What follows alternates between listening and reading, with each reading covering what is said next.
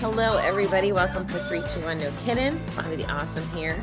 And today I'll have a special guest from across the pond, as they say, right? Welcome, Matt Smith, to 321. Thanks, Bobby. Good to see you.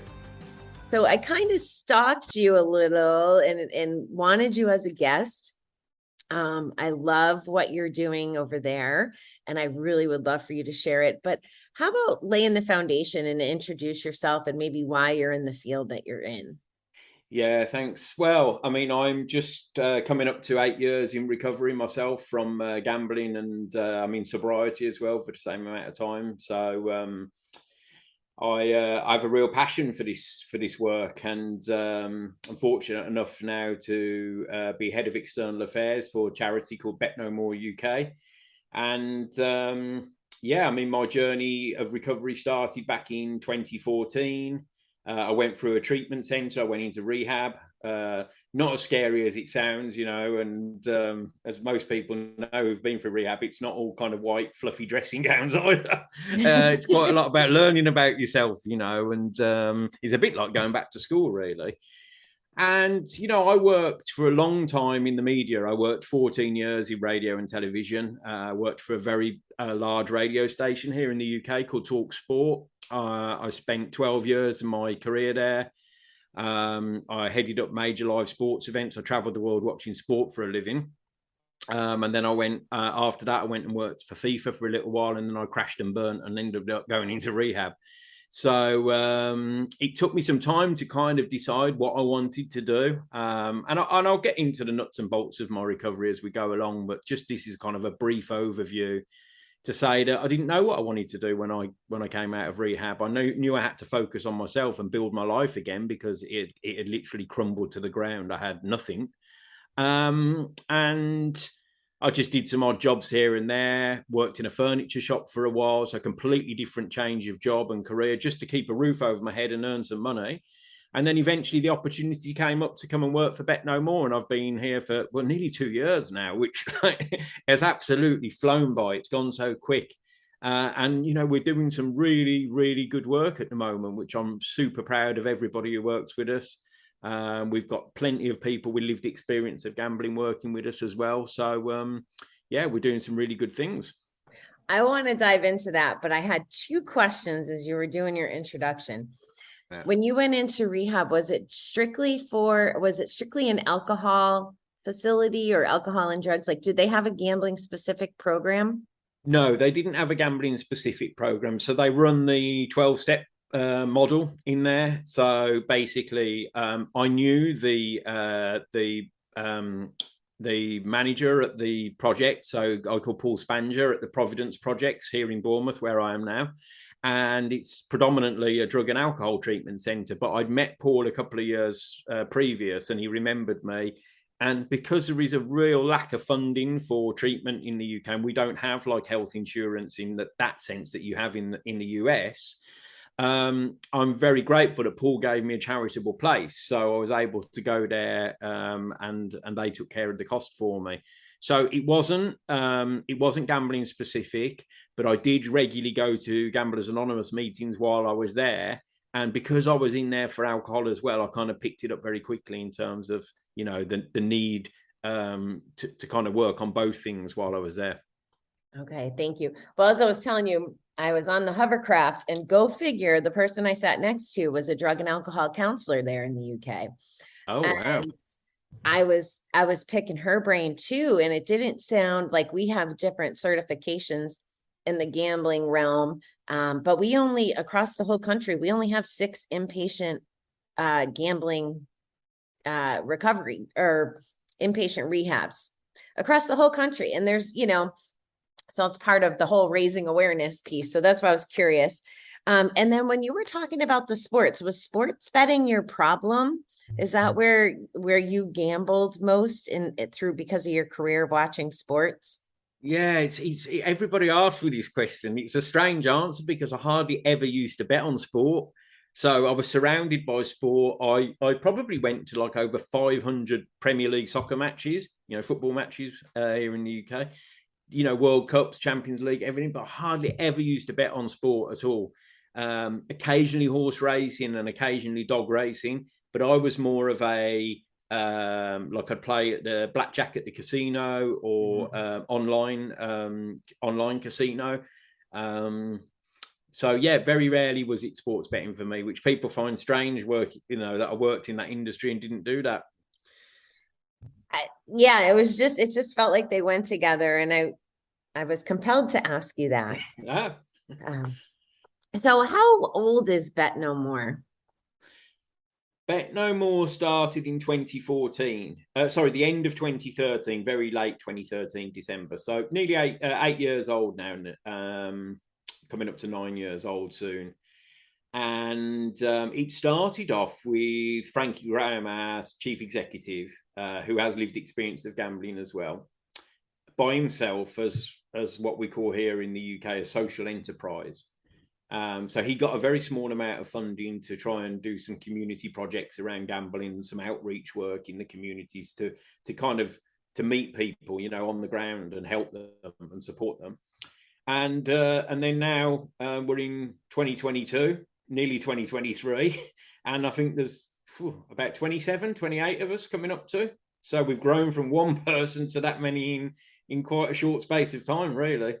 Oh, that's fantastic. Yeah, I did a little snooping on the website, and it looks like a pretty robust team between the board and the active employees. And I love you keep using the term, and I want to adopt this now that you are teaching me it, lived experience. Yeah. Is it important to you? I don't want to blur you with my opinions on this, but is it important to you the language that we use in recovery? Like, you're not saying that it's people that are addicts or that have had an addiction or whatever. You're saying lived experience, and that really has a nice ring to it, in my opinion. Yeah, I think what it does is there's a real stigma, isn't there, attached to gambling addiction and calling somebody an addict, and so I think using that term lived experience, which actually, I spoke to a few people in the US recently, and they hadn't really heard, or that term is not so popular there. It's not so commonly used as it is here in the UK. We either refer to it as lived experience or an expert by experience. And, let's be quite honest, people like myself who've got this experience of gambling harm have paid quite an expensive price to sit in that chair and have that experience. Actually, it cost me more to get that experience than it did to go through university. So, let's do the, when we talk of it like that, it's, it was a very costly experience. But actually, it's really sought after now, this type of lived experience, because whatever part of the sector you work in, whether that's in the industry or whether you work for a treatment provider, that having that kind of middle person, that person with those experiences, can feed into all types of information. I mean, I have to say and share with you that I'm not anti-gambling. I can't gamble normally, clearly. When I gamble, I cannot stop. But there are a lot of people who gamble for fun and can gamble normally. But we have to raise awareness to support those people who can't gamble normally and who can't gamble like they enjoy it, or who might be vulnerable, who suffer from gambling harm. And those are the people that we're looking out for. So yeah, the term lived experience is across everything we do at Betknowmore as a charity, and that runs right through the organisation. As I mentioned, Frankie, our CEO, our board, who govern us, some of them have lived experience. I have lived experience. I think there's 2 or 3 of us on the senior management team, and then right throughout the organisation. So we build the support programs, we build the training programs, and we deliver them as well. So, and I do have to just make one point, is that although there's a lot of us with lived experience, there's some that aren't, but those people who don't have lived experience completely understand where we're coming from. And we have some fantastic colleagues who do some fantastic work, who are experts in other areas, but they just don't have lived experience of gambling harm. Well, I'm gonna do my best to integrate that into my language. I really, really love that, and hopefully we can change, because you're right, it is the stigma, and then depending on belief systems, what we say is what we become, or it's something that I've struggled with lately. The more I learn as I go to 12 steps, some of the language even of being powerless, or I want to be in control, and it's all up for interpretation, of course. But I'm going to borrow that because I think it's very applicable. And then you said there's folks at Betknowmore without lived experience. And my first thought, and please tell me if this is true, if there's families involved, it kind of makes sense to have people who don't have lived experience to be better resources for the people that are the gamblers in their life. Is that appropriate? Yeah, it is, absolutely. And one of my colleagues we actually say that she's got lived experience, but she doesn't have direct lived experience. But one of her family's members was a gambler, so she has the experience of being somebody affected by gambling. But it is really important that we have that view on things as well, particularly when we look at designing support programs for people who've been affected. I mean, if we look at the figures in the UK, and I don't really like to talk numbers too much, but for every one person that gambles, they probably harm around 15 to 20 people around them, whether that's their parents, their siblings, their friends, their work colleagues, their neighbours. In some way, they may well harm those people around them as well. So it's really important that we have people who've got that experience as well as an affected other to feed in what we do. And then also, my other colleagues who don't have any experience whatsoever in terms of being affected or having gambling harm themselves, but they're also able to give us a view, because the view that they give us, and a lot of them have worked in this field for a long time, they're either able to give us a research view, they're able to give us an overview on the health sector and what that looks like and how that feeds into the work we do, or governance, for example. As a charity, we have to be governed. So, all of these types of things, we find it useful that we've got like a kind of broad range of skills throughout the organization. Yeah, that's brilliant. That makes a lot of sense to me. So we were talking also earlier about, well, I guess I have my perception of British culture, right? Or my experience is very little, 6 weeks. And I have this impression about what problem gambling looks like there. Can you share maybe what it looks like? Because honestly, not just talking numbers, but the UK and Australia are the two countries that listen to my show behind the US. So there's something going on there. I talk about it when people ask me when I started. I'm like, well, I was going to arcades at 5, 6 years old, put the money in, get the dopamine hit, get the reward. And I tell parents, I'm not a parent myself, but I'm always trying to let people know that's what you're doing. Instead, go outside and play ball or something. But can you tell me what the landscape of that looks like in your country? Yeah. So first of all, I'll start off maybe just talking from a personal view. So I attend Gamblers Anonymous meetings. That's my recovery. That's the program that I follow. And I'm also a trustee for Gamblers Anonymous in the UK. So, I'm heavily involved in the fellowship. And in my group here in Bournemouth, we started off, probably a year ago, let's say there was maybe 15 regularly attending. There's now around 25 regularly attending. So we've gone up even just in the last year. I mean, the group's been running a lot longer than that. In fact, we've got 2 GA groups here in Bournemouth. So for a town of this size, which is about 350,000 people, that's quite a lot, actually. So we've got the 2 groups, and they're busy. People are coming, and new people are coming. From a work point of view and from the charity point of view, we're seeing a lot more people access our services.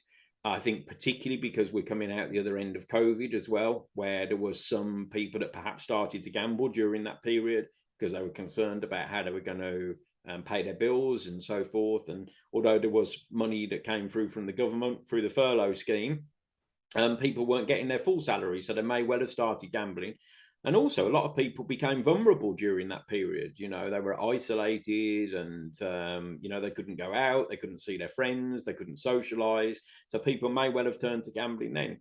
I think you don't necessarily have to be vulnerable before you start gambling. The vulnerability can come during gambling, and as we know, that vulnerability can hit anybody at any time. All it takes is a change in personal circumstances, which can happen and change in a second, and we become vulnerable.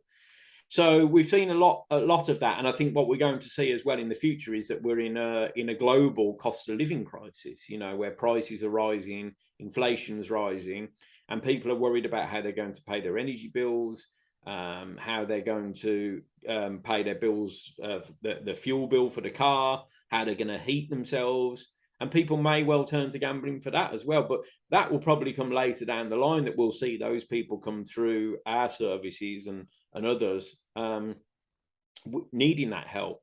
So the way we're set up as a charity, we're part of the National Gambling Treatment Service here in the UK. And one of our projects is called Peer Aid, which we work with in partnership with another charity called GamCare. And typically what happens is somebody will phone the National Problem Gambling Helpline. They'll ask for some help, and they'll be admitted to see a clinician. And when they see a clinician, when I say see them, I mean talk to them over the phone, they would then be offered some kind of peer support. And that's what we offer. So we have this really popular peer support service where the peer supporter will work in conjunction with the clinician to help the client along their journey. Because as we know, and clinicians do some great work, but actually somebody who has that experience of gambling themselves will have a particular special empathy and be able to help individuals a little bit better. So yeah, problem gambling across the UK it's a big problem, but there's a lot more people working closer with each other now to start to help individuals. And part of that, we call it the NGTS, the National Gambling Treatment Service. We're all trying to work together to reduce that. And part of what the charity does, what our work is to reduce gambling harms. That's what we want to do. I love that partnership of, well, that you're all working together as a country instead of as a bunch of unified organizations. That thought crosses my mind quite a bit, is what if we all, everybody working towards the mission aligned, like what power would that be? So I love that you guys are doing that. And then peers with a clinician is quite brilliant. Mm. It makes a lot of sense to me, because you're right, as someone in recovery, and I've been exposed to that. I've had the therapist and I've had the peer, and the peer was for the group, and I never really thought of their role as specific. They just always were like the coordinators, and they participated, and the leaders would call on them to give us wisdom.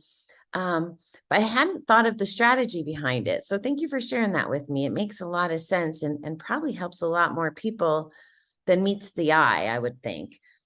Yeah. Can I just tell you a little bit more about that peer support? Because it's a very structured service. So it's a little bit like Gamblers Anonymous in the sense that you have a sponsor and sponsee relationships, but it's a structured setting. So what happens is, to become a peer supporter, so to become that kind of mentor, if you like, you have to go through a training program, which we provide. And it's a level 2 in gambling peer support. So it's a specific training program to gambling peer support. Now, I know in the US, talking to some friends and colleagues over there, you have drug and alcohol peer support, but not at the moment a gambling specific peer support. So this is specific, and the training's quite intense. You can do it like over a week, and we run the sessions, and it's typically done over Zoom. Or you can do it over a 3-month period, an hour every night for a few weeks, and then you have to do coursework at the end of it. And the coursework's quite intensive as well. So it's not like, okay, you answer a few questions and you're going to get the certificate. It's not like that. It's, it's pretty intensive. And at the end of that, once you've passed, we then give you we give the peer supporter their own mobile phone so that they can keep the voluntary work that they do separate. We give them a dedicated email address, and then we, behind the scenes, or my colleagues who work on the peer support team, Matt and his team, they then match people. So what happens is GamCare will come to us and they'll say, we've got an individual, this individual also has problems with alcohol. Can you match them with a peer supporter who's also got problems with alcohol, as well as gambling being the primary issue? So we'll find somebody within our service we can match them with. And then they then have maybe 6 or 7 sessions or 8 sessions together. And then we offer them health and wellbeing groups so they can come on a group as well and meet other peers and, you know, start to build relationships and that support network. And all the peer supporters that we have, they have clinical support as well from our clinician. We've got a psychotherapist who works with us, who gives them regular you know, help if they need it and support. And the great thing about this service, Bobby, is that some people who's come through it as somebody who's come in and they said, I've got a problem with gambling, can you help me? They've now become peer supporters themselves. They've got past the 1 year, they've done the training, and some of them have even gone on to full-time employment in the sector. So you've taken somebody who has got all sorts of issues and complex problems and needs help, and then eventually they've gone into full-time work. And it's like, wow, that's like a real brilliant organic process.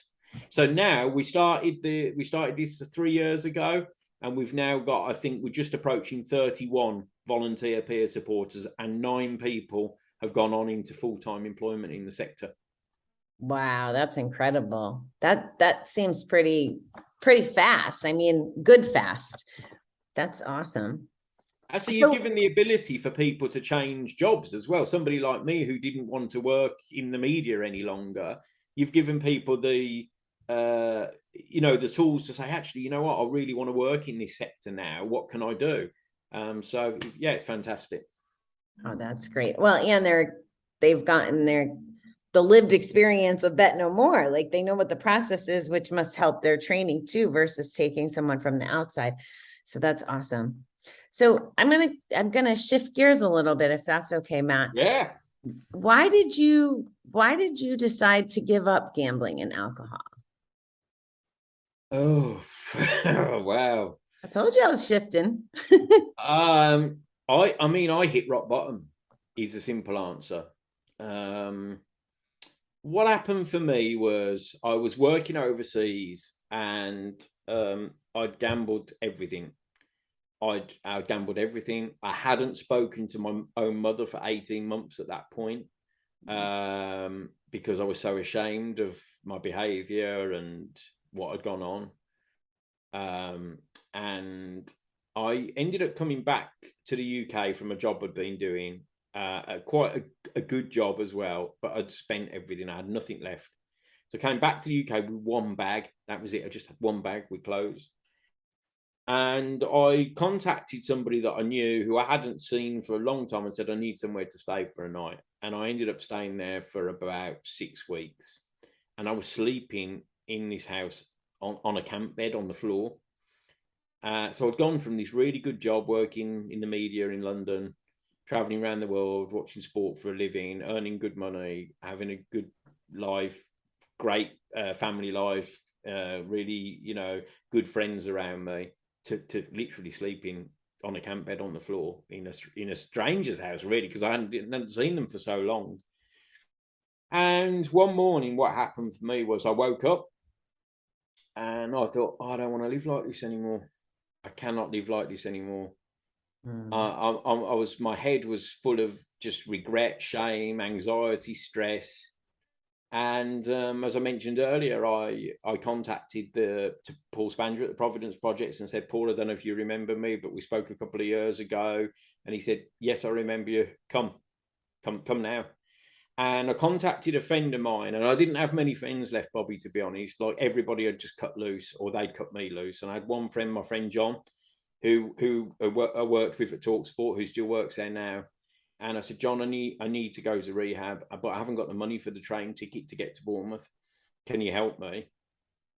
Bearing in mind, I'd asked him a lot for money over the years and help, and but I was desperate to go because I knew I had this small window of opportunity in my mind that I need to go now. If I don't go now, it's not going to happen. And he didn't contact me. He didn't get back to me for quite a few hours that day, I remember. And eventually he replied saying, here's the train ticket. He emailed me the train ticket and said, here it is. I'm sorry it took me so long to get back to you, but I had to check you were going. I had to call them to check you were going. And that was it. He gave me that, and that was it. I was ready to go. So yeah, I mean, really, it was rock bottom for me. That's what I'd hit rock bottom, and I needed help. But I was desperate for help. I was desperate to have a normal life again, Bobby. I'd had this life of stress and anxiety, and that feeling of waking up you'll know this. You wake up every morning with your head just like that, And now I wake up every morning and my head is peaceful, at peace. And it's like, wow, what? It doesn't matter about having this nice home I live in now, or the money I earn, or all the things that I've got in my life. The most important thing I've got is that peace of mind when I wake up every morning. That is what resets me every single day.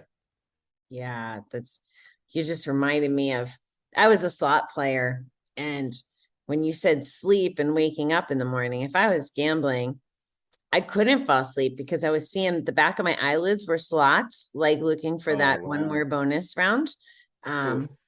Yeah, so you're right.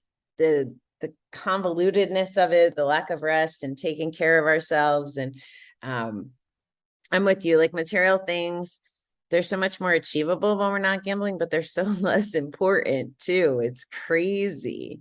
I know. So I mean, I just like things for me, like when I was gambling, I didn't even have, I did not have the money, or even if I did, couldn't even spend it on a packet of cakes or biscuits or a chocolate bar, because I'd be like, that's gambling money, I couldn't even feed myself, physically. So you're right, it wasn't, and now today, I don't have to worry about those things, I can do what I like. And that for me is the biggest gift, being able to have that freedom, just that freedom to make choices. So what led you to Betknowmore? So you've come out of treatment, and you feel good. Like what happens to bring you to Betknowmore? And yeah, I mean, a long journey. I mean, I went through treatment, came out of treatment, got very lucky because I needed somewhere to live when I came out of treatment, and I got very lucky that somebody I went through treatment with said, Matt, I'll help you with the deposit to rent an apartment. And we got on quite well in treatment, and he's quite a wealthy guy, and he said, I'll help you, and he did, and he helped me, and also thankfully I managed to pay him back every single part of that money that he lent me to get that deposit, which when I was gambling would never have happened, right. So that felt good as well. And so first of all, I had the roof over my head. I had that, and then a friend of mine who I met in Gamblers Anonymous said, Matt, come and help me a few days a week, just working on a market stall with him, selling flowers. That's what he used to do. It's a completely different job for me. I've been working around the world with professional sports people to working on a market, so my ego had gone crashing down to earth. But this is what I needed, Bobby, to meet real people and experience real life again. So I did that for a little while with him, and then did some other odd jobs. And then I got a job in a furniture shop selling beds. Now, during this time, I was still trying to get back into the media. I was still trying different ways. How can I get back in? But every door was getting closed. And, a lot of that was because how I behaved when I was gambling. I just didn't have the contacts anymore. It was just proving really, really difficult. And I worked at this furniture shop for a while, and one day I got offered a job interview. I actually got offered a job interview at Chelsea Football Club, which is a Premier League soccer club here in the UK. And I shared with them my story about my mental health and what had happened, and they were like, the lady I spoke to was brilliant. She was like, you know what, Matt, we'd rather have somebody like you who's gone through recovery working for us than somebody who's currently not doing that stuff, you know. We'd like to see you again. Will you come back and see us again, and let's have a second interview and let's try to get this moving? I was like, fantastic. Wow, what an opportunity. And I was on the train home from London, and rather than the kind of the pound signs flashing up in my eyes, like, wow, this is going to be brilliant, you know, I'm going to earn good money again, I'm going to have a good life again, I thought, this isn't for me. I don't want to go back to them. I don't want to go back to that world of sport or media. I just don't want to do that. I don't want to move back to London. Bournemouth's my home now. I've made my friends here, friends that I've never felt so connected to in my life, you know. Like, I've got friends here that I felt more connected to than I ever have to anybody. I don't want to leave that. And so I got in touch and I said, look, I don't think it's for me. I loved meeting you, thank you, but it's not for me. So that happened, and I'm back to square one again, you know, working in a place I didn't really want to work, just earning money. And then I'm just trying to go back really here. Yeah, so then COVID comes along, you know, and things change. I'm working in a shop, and here in the UK, shops closed, lockdown, shops closed. It was considered to be it wasn't a necessary shop that needed to open, so it closed. And thankfully, I still got my salary, but my mental health, you know, started to suffer a little bit because I didn't have that routine anymore. But what it did do was give me a little bit of an opportunity to start looking for jobs. So yeah, in I think it was about October or November 2020, seen a job to work on the peer aid program, which I've just been talking to you about, peer support program, as a peer coordinator. And Matt Blanks, the service manager, got in touch with me. I did an interview, and I'd actually interviewed for another job somewhere else, not in the same field, but something else, actually working around prisons at the same time. But Matt rang me, I think it was literally like 1 week before Christmas, to tell me that I'd got the job. Oh, wow. And I was like absolutely over the moon, because I'd been stuck in this furniture shop for like two or 3 years nearly, feeling like my life wasn't going anywhere. And I'd actually never tried to get a job in a charity before, or gambling support. I'd never even tried that. It hadn't even occurred to me. I mean, this is the thing about recovery sometimes, where you think you're making progress in areas of your life, but actually the stuff right in front of you, you can't see it still. You know, that's where we're still growing, aren't we? You know, and I thought, why hadn't I tried this before? Why had I not looked into getting into something like this before? Because I'm really passionate about recovery. So Matt gave me the opportunity, and then I met Frankie and the rest of the team.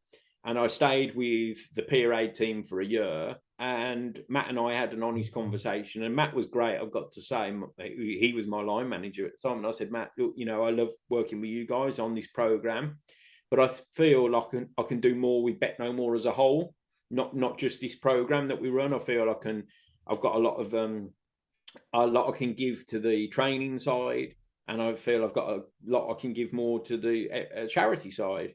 And I'd like to explore that opportunity with your blessing, you know.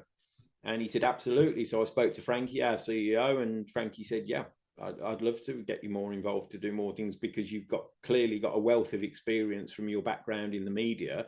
Would be, you know, it'd be a bit silly of us not to take that up, really, because charities are screaming out for those kind of skills, which they normally wouldn't have the opportunity to have. So that was it. Then I was like, yeah, brilliant. So I started in this current role as head of external affairs back in March of this year, and it's been a whirlwind ever since. It's been brilliant. I love it.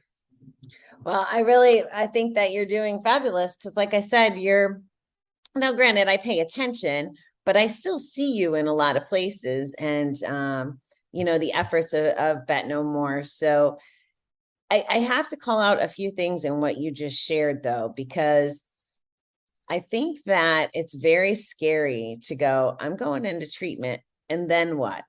Um, and your story, some of the words I wrote down was ego, accepting help, being humble, being transparent when you told those people at the soccer football job, that's a topic for me that I think is really important, and really freedom in recovery is when we don't hide behind it and continue to perpetuate the stigma. And then doing the hard work and the sacrifice. Like that's what I just wrote down from listening to that gap of time. You didn't go into it entitled, I'm clean, now the world owes me. You didn't do that. You didn't hide. You didn't. So the reason I'm pointing this out is because handling it and looking at it through the lens of how you did it shows that those actions breed success. That's what I picked up on that. And then, you get to create your ripple in the world by doing something like Betknowmore or that job. And have you heard of this? This is going to sound wacky, but I just discovered it this morning and it aggravated me. Have you heard of this term quiet quitting? No, Okay. I don't like the sound of that either. Well, one of the big TV guys here had something on LinkedIn and I caught a piece of it. And essentially, it's an employee has mentally checked out of their job. They don't believe in doing above and beyond. And they just they've didn't quit their job because they want their paycheck, but they won't do anything more. They'll just ride the status quo. Which I really not, I've done it before at different times, but for different reasons. This is basically the theme that kept coming up is, you're not paying me. I'm working my wage. They kept saying, I'm working my wage. So what you said was the exact opposite of all this noise that I heard this morning. And I love it because it shows you didn't raise your hand because you wanted a raise. You didn't raise your hand and volunteer to use your social media or your sports stuff and your expertise to get something back other than the fulfillment of you giving back. So I know I kind of went a little off the rails here, but those were important pieces to me because I'm sure you see it in the rooms all the time, all these same stories of you go from pain to effort. If you do the work, all of a sudden the miracles start happening, right? I'm sure they say that there as well. Yeah. And it's true. And to demonstrate that, and then to be spreading the world, the message and your efforts, like I said, they're getting spread across the world, even though it's a UK specific project. Your reach is happening. And that's really what it's helping each other. Doesn't have lines like in a company. We all just want to help each other. So it's quite beautiful what you shared. So thank you, Matt. Oh, no, thank you. That was so kind of you to say all that stuff. It's really lovely to hear. And any job that I've ever done, I've never been a quitter. Even when I was in jobs I didn't really want to be there, I knew that I could do better. I'd still give them everything. And actually, when I left the furniture shop, they gave me, a really good reference. They knew, they said, we didn't expect to have you this long because we knew you, we know your background, we knew all about you. So we were lucky to have you as long as we had you. And that was really nice as well, So I've always been loyal in that respect. And actually, that was one reason why I wanted to work with Betknowmore further, why I wanted to stay, because I spoke to Frankie, our CEO, and when you get a vibe off people, and I got a vibe off Frankie that he's a very loyal man and I'm very loyal as well. And I said, that's what connects us. I feel that, and that's why I want to stay. So that's why I'm still here. Love it. So is there anything, Matt, that I didn't cover? I know I kind of didn't really, I went in different directions than I even anticipated, but is there anything that you want to share about Betknowmore, about anything we've talked about?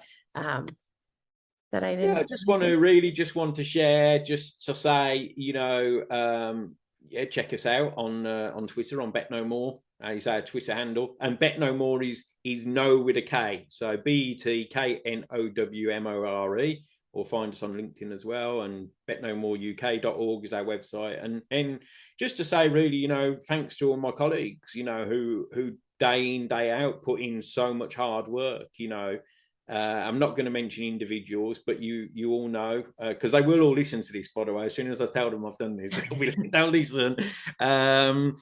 You know who you are, you know how much work you put in, and you know, I just want to say I appreciate all of you, what you do, because they work really hard, you know, and they're really passionate about this as well, reducing gambling harm. You know, that's what we want to do, that's our mission, that's what we'll keep doing, we'll keep supporting people. And yeah, big thanks to them, and thanks to you, Bobby, for highlighting this as well and for having me on, because you know, at the end of the day, like, I don't want to recover in silence. I want to show that there is a message, and that there is something positive, and that I think we're both trying to do that. So thank you.